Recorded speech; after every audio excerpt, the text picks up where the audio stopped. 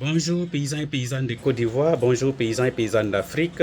Je suis Marcel Tia, président du Conseil national des syndicats agricoles de Côte d'Ivoire, le CODASACI, et membre du Conseil de gestion des générations Plus, chargé des coopératives agricoles en Afrique.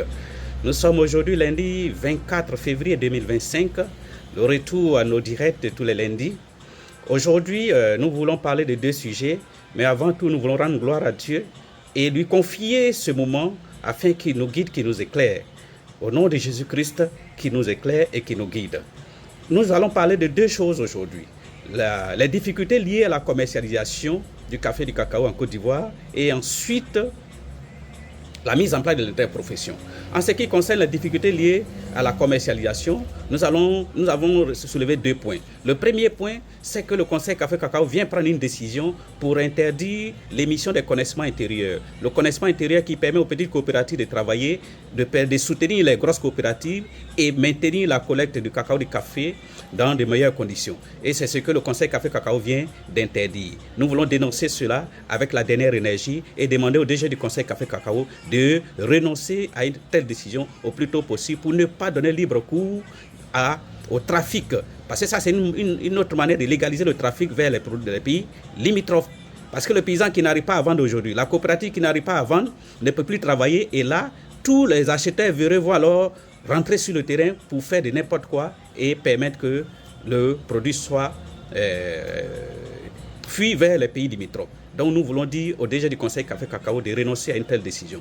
Ensuite, le déblocage des volumes de commercialisation à l'exportation. Cela, nous sommes dans des projets aujourd'hui et nous avons déjà informé le Conseil Café Cacao d'avance.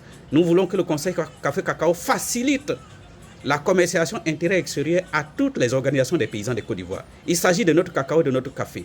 Nous devrons être prioritaires, il doit y avoir des règles exceptionnelles comme ça l'est et qu'on nous facilite. Sinon, si jamais nous n'arrivons pas à honorer nos engagements, les coopératives que nous dirigeons risquent d'être endettées et ça ne sera pas de notre faute, ça sera la faute au Conseil Café Cacao. Donc nous allons interpeller le DG à ce sujet. Le deuxième point principal, c'est la mise en place de l'interprofession.